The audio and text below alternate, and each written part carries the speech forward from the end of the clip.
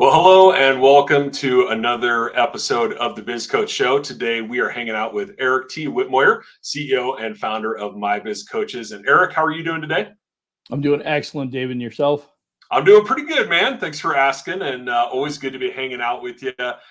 If you're new to the show, we talk about business coaching, and we also talk about kind of how people who support small businesses or professionals that work with small businesses, how they can make the transition to becoming a business coach. And so, really, this episode is geared toward that new business coach that's thinking about building their network and how do you approach networking as a business coach. And so, Eric, I'd love to get some of your thoughts on that topic today.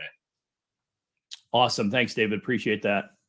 Yeah, so I'm looking forward to this topic today. It'll be a shorter one than we typically do, but I think what's really impactful about this is discussing how one of the primary ways I was able to build my business coaches.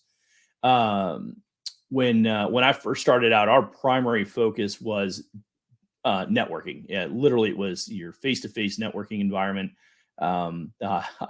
Ironically, as we started the business, it was a significant pivot through COVID, but it required us to kind of adjust some of our strategies. So initially, it was your typical networking events. Then we started pivoting into online networking events with the whole COVID piece.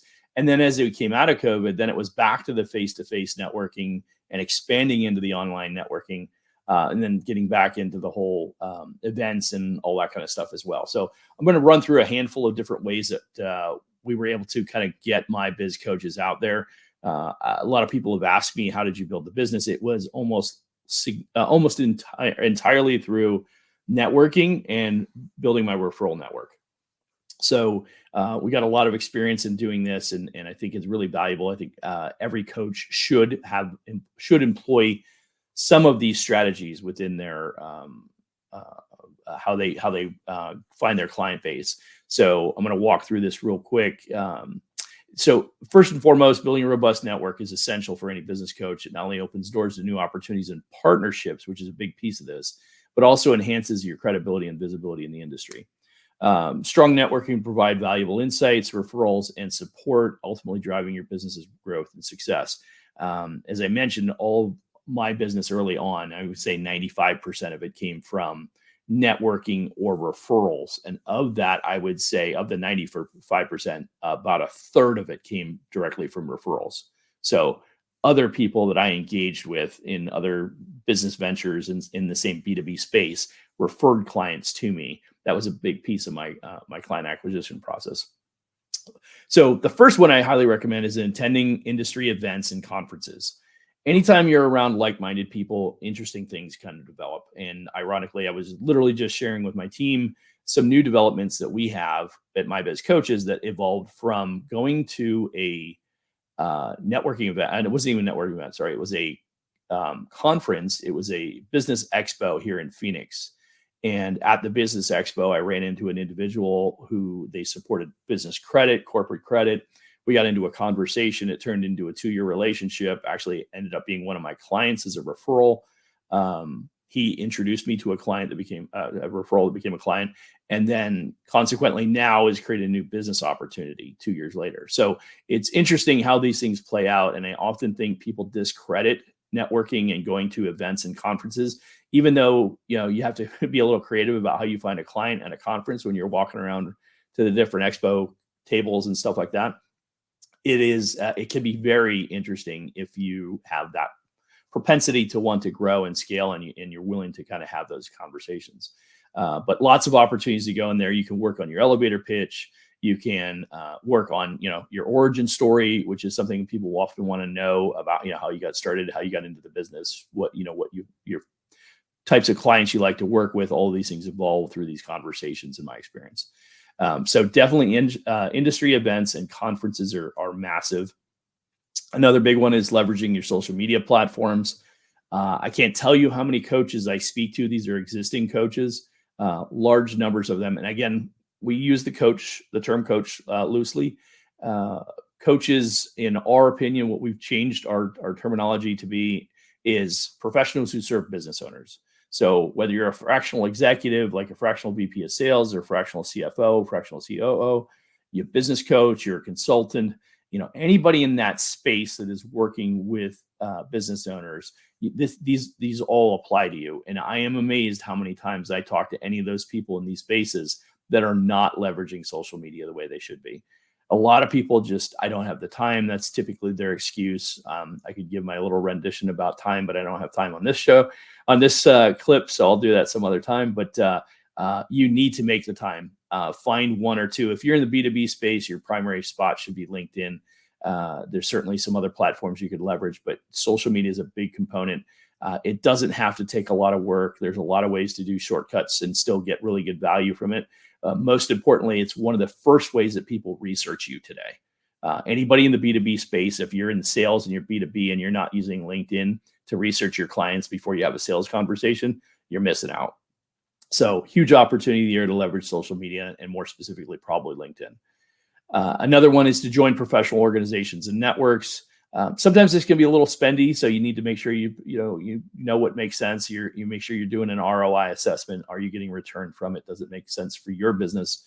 And are you meeting the kind of people that it's appropriate for your business model? So if you have a high ticket program and you're talking to a lot of people and solopreneurs and super small businesses, sub 500, sub 250 annually in revenue, then not likely probably the best environment. So you need to shop around, look around, find the right group for you to connect with. And then I think what's equally and maybe even potentially more important is the right kind of people in that group. Are they the kind of people that you associate with and you enjoy hanging out with? Because if you enjoy hanging out with them and you like those people and they're a good personality fit with you and you connect well, you're going to build relationships and you're going to make connections and you're going to generate more business from that. Next one is host workshops and webinars. We usually do at least 2 or 3 workshops. Two or three webinars. We used to do 2 or 3 a year. We're going to move up to doing 1 a month. That's how much results we're getting when we're doing them consistently. So it's a big focus for us, is leveraging webinars and workshops. And I use them interchangeably. I think that a physical workshop is still, there's a whole lot of value in that. Again, it depends on who your client base is and who's your target audience. If you're much higher up on the B2B space, meaning you're targeting 10, 20, 50 million, $100 million companies, the physical networking a little bit more challenging to get a large group of people, but it's not impossible. You just need to make sure that you know how to build out your marketing strategy to attend, get those people to attend. But especially if you're working with smaller clients, I would say sub 10 million, and certainly 2 million to like a $500,000. If that's a niche for you that works, or you can make that niche work, that's a phenomenal opportunity to host free workshops, to bring people in, teach them what you know, something free that you know, and get them involved in what you do. And you can do that both with the physical workshops as well as the webinar workshops. So huge opportunity to leverage that as well. And then I'll say this to kind of close this out. Actively attending these events will help you build your network. It will help you increase the number of partners that you can incorporate into your mix. You'll probably create some revenue, secondary and tertiary revenue opportunities, because you'll be able to refer people when it's appropriate to these other clients, your clients to other service providers, and consequently, you'll build those relationships of people that want to reciprocally give that business back to you. So phenomenal opportunity. I highly recommend people look at these 4 different solutions, and I encourage you to aggressively go after and try and work your way into all these different options. Awesome. Well, Eric, thanks for sharing the insights. And I appreciate you sharing specifically that this is something that you use to grow and scale your coaching business. And not just, when you first started it, but even actively today, you're out there, you're going to meetings, you're meeting people and leveraging those relationships that you've built over time. So great tool to have. Just another thing to think about, right, is networking is a tool. There's also partnerships, and that's something that My Biz Coaches does really, really well. So if you're not a coach today, you've thought about becoming a coach, we definitely encourage you to head over to mybizcoaches.co/coach, learn more about becoming a coach. And if you are a coach already and you're looking for maybe some other opportunities, things that you could present or position to your existing clients, there's lots of partner programs that My Biz Coaches has available. And so definitely something for everybody, whether you've been doing this 1 day, 1 year, or 10 years, definitely worth scanning that QR code or heading over to the website and just having a conversation with Eric or one of the coaches on his team and learning more. So in closing, Eric, any final updates you want to share about My Biz Coaches before we wrap up today? No, I think that'll do it for today. No teasers? You always have a teaser, something. Not today. All right, no teaser today. All right. Well, hey, if you haven't already, make sure to subscribe to the channel so you don't miss future episodes and tips and advice just like today. And leave us a comment if you heard something that resonated with you or something you're going to try to improve your networking. And as always, Eric, we appreciate your time and insights, and we'll catch you on the next episode. Thank you.